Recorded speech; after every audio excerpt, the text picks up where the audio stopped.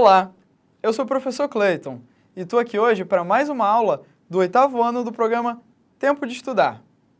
Na aula de hoje, a gente vai falar sobre arredondamento. Mas antes, vocês lembram que eu tinha deixado um exercício? Agora é com você. Qual dos números abaixo é irracional? Bom, a gente precisa relembrar a última aula. Nela, a gente falou que tanto as dízimas periódicas quanto os números racionais têm infinitas casas decimais, mas só as dízimas possuem um período de repetição. Vamos voltar para os nossos números. 1,8574142. Olha só, esses algarismos vão se repetir infinitamente. Então, esse número é uma dízima periódica, que tem período 857142. Então, ele é um número racional. Vamos ler o segundo número agora. 1,8439088. Esse número não tem período. Esse é irracional. Agora, para a nossa aula de hoje, a gente vai falar de arredondamento. Mas antes, vamos dar uma olhada num probleminha. Em um posto de gasolina, cada litro do combustível custa R$ 3,659. Se uma pessoa abasteceu 2,5 litros, quanto ela terá de pagar? Bom, a gente precisa primeiro pensar o que quer dizer essa terceira casa decimal no preço da gasolina. Essa casa decimal representa milésimos de real, ou ainda um décimo de centavo. O que isso quer dizer? É como se eu tivesse 1 centavo e dividisse ele em 10 partes iguais. Assim, cada uma dessas partes ia valer 0,001 real. Então, para resolver o problema, basta a gente fazer a multiplicação. Vamos multiplicar 3,659 por 2,5 litros. Assim, a gente tem o resultado 9,1475. Mas espera aí, será que a gente tem como pagar 9,1475 reais? Então, para responder essa pergunta, é que a gente vai ver o que é arredondar. O que é arredondar mesmo? Arredondar é encontrar o número mais perto com determinadas casas decimais. Vamos ver um exemplo? Exemplo 1. Arredondar o número 13,27 para uma casa decimal.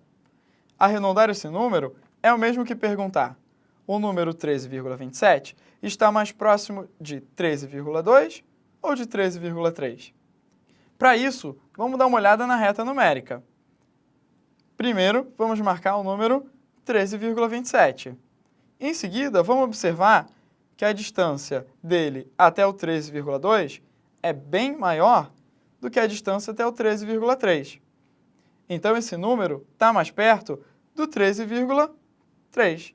Então, o arredondamento do número 13,27 é 13,3. Exemplo 2. Arredondar o número 45,732 para duas casas decimais. Nesse caso, eu preciso saber qual número com duas casas decimais está mais próximo desse número. 45,73 ou 45,74? Então, mais uma vez, vamos usar a reta numérica para descobrir qual desses dois números está mais perto. Vamos lá.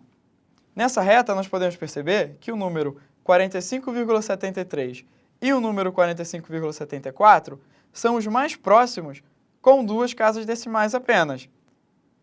Quando nós representamos o número 45,732, podemos ver que ele está bem mais perto do 45,73. Então, o arredondamento dele é 45,73. Então, arredondar é pensar no número que está próximo a ele, só que tem menos casas decimais. Vamos ver mais alguns exemplos para a gente entender bem a ideia. Exemplo número 3. Depois de uma pesquisa, uma escola constatou que o número de faltas era, em média, 2,7 alunos por dia. Porém, para elaborar o cartaz, os alunos decidiram escrever na forma de um número inteiro. Qual número eles devem usar? Bem, nesse caso, nós vamos arredondar o número 2,7 para um inteiro. Precisamos lembrar que o número inteiro é aquele que não possui casas decimais. Dessa forma, vamos olhar a reta numérica mais uma vez. E nela, vamos representar o número 2,7. Olhando a reta, a gente pode ver que o número 2,7 está mais perto do número 3. Então, o arredondamento do número 2,7 é 3.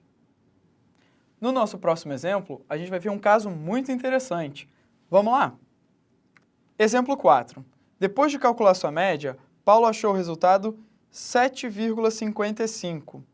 Se a professora dele arredondar essa nota para uma casa decimal, qual deverá ser a nota final de Paulo? Bom, nós precisamos arredondar o número 7,55 para uma casa decimal. Mais uma vez, vamos usar a reta numérica. Assim, nós representamos o número 7,55. Nesse ponto, a gente pode perceber que o número 7,55 está exatamente no meio, entre o número 7,5 e o número 7,6. Nesses casos, a gente vai sempre arredondar para cima. Isso é, quando o número está a uma mesma distância, nós arredondamos para cima. Então, a nota final de Paulo será 7,6. Mas será que a gente sempre precisa ficar olhando a reta numérica para arredondar um número? Não precisa não. Agora a gente vai ver uma regrinha que vai facilitar bastante a gente. Vamos lá. O método de arredondamento. Quando o primeiro algarismo a ser arredondado for 0, 1, 2, 3 ou 4, nós arredondamos para um número mais baixo. Agora, quando o primeiro algarismo a ser arredondado for 5, 6, 7, 8 ou 9, nós arredondamos o número para cima. Vamos agora ver um exemplo desse método. Vamos arredondar os números para duas casas decimais. Nesse caso, nós temos o número 16,973 e o número 16,978. Bem, a gente precisa lembrar que esse símbolo aí significa aproximadamente. Então, para arredondar o número 16,973, nós precisamos eliminar a casa dos milésimos. O algarismo que está nessa casa é o 3. Então, nós vamos arredondar esse número para baixo. Assim, a gente tem o resultado 16,97. Já o número 16,978, a casa que nós vamos eliminar tem o algarismo 8. Assim, nós vamos arredondar esse número para cima. Temos o resultado, então, 16,98.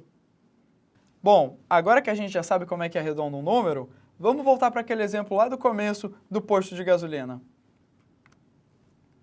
Em um posto de gasolina, cada litro do combustível custa 3,659. Se uma pessoa abasteceu 2,5 litros, quanto ela terá que pagar? Bom, nós já fizemos a multiplicação. E o nosso resultado foi 9,1475. A gente precisa lembrar que quando a gente fala de dinheiro, a gente trabalha com duas casas decimais.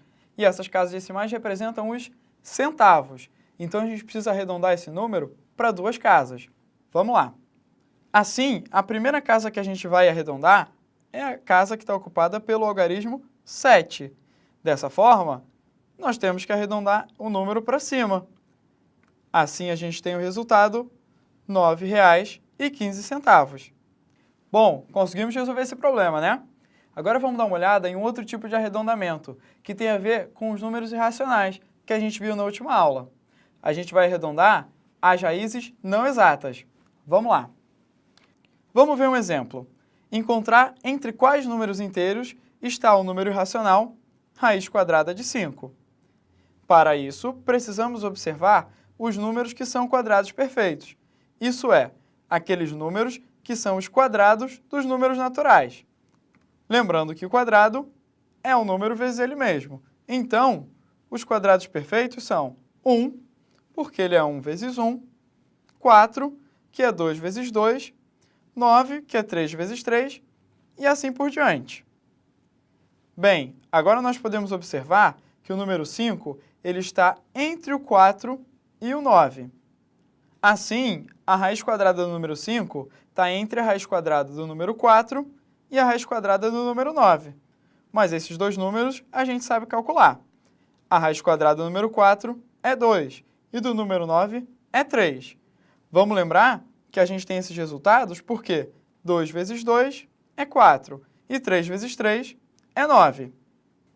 Então, para finalizar o nosso problema, a gente só precisa escrever que a raiz quadrada de 5 está entre 2 e 3. Bom, então a gente já sabe como arredonda um número com várias casas decimais e também como arredonda uma raiz não exata. Agora que a gente está pronto, eu vou deixar um desafio para vocês. Vamos dar uma olhada. Agora é com você. Arredonde os números abaixo para duas casas decimais. Os números são 7,9563 e 145,824. Número 2. Encontre uma aproximação por inteiros do número raiz quadrada de 30. Bom, esses exercícios eu vou corrigir na próxima aula.